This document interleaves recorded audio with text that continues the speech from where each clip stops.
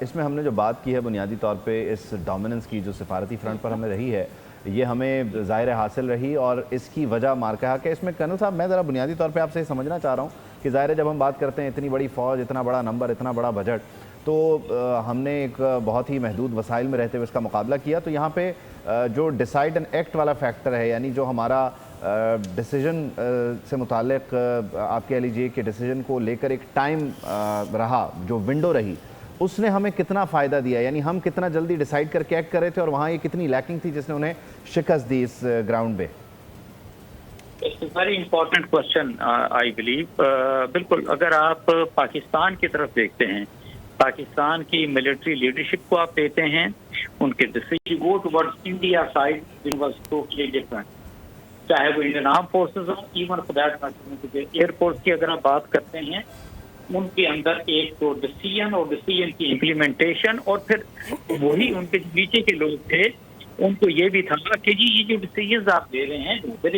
Right direction آپ the wrong direction, اور اسی کے ساتھ پھر ان کی جو پولیٹیکل لیڈرشپ ہے نیچرلی ان کے ڈفرینٹ ڈیزائنس تھے۔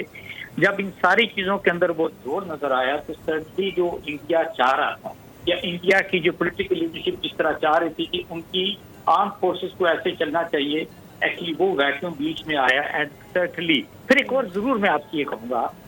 کہ آپ کوئی بھی فائن آپ کسی ملک پہ جا کے میں کہوں گا کہ حملہ آور ہوتے ہیں، اگر اس کے اندر وہ رائٹیسنیس ہو، آپ فیل کرتے ہیں کہ نہیں آپ یہ ٹھیک کر رہے ہیں، یہ آپ کا رائٹ بنتا اور آپ کو کرنا چاہیے، تو سچویشن اور ہوتی ہے۔ اور دوسری طرف اگر پاکستان کی طرف آتے ہیں، پاکستان پہ حملہ آور کون ہوا؟ انڈیا حملہ آور ہوا۔ آپ دیکھیں the number of aircraft which are flying actually تو انڈیا کی طرف اور پاکستان کی طرف سے، اور جس طرح انڈیا کو آپ نے ایک لحاظ سے ان کے ایئر کرافٹ کو آپ نے ٹارگٹ کیا، جس خوبصورتی کے ساتھ، جس اسٹریٹجی کے ساتھ، اس کو تو ایکچولی مثال نہیں ملتی۔ And even for that matter ground forces کی بھی بات کرتے ہیں، گراؤنڈ فورسز کے ساتھ بھی you are there actually to creep into basically Indian territory. اچھا، اسی کے ساتھ آپ یہ کہہ سکتے ہیں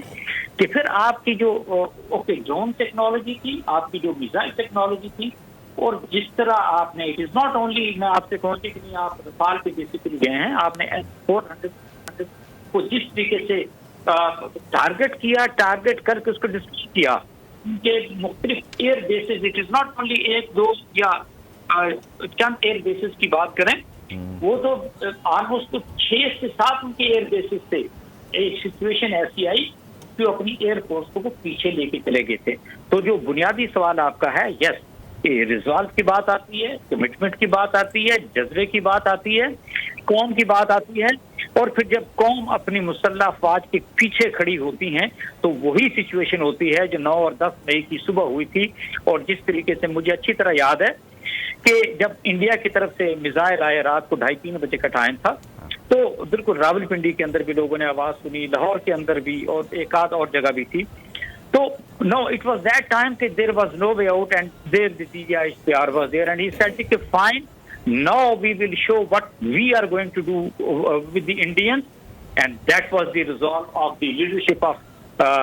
armed forces کی بات کرتے ہیں، آرمی، ایئر فورس، نیوی کی بات کرتے ہیں،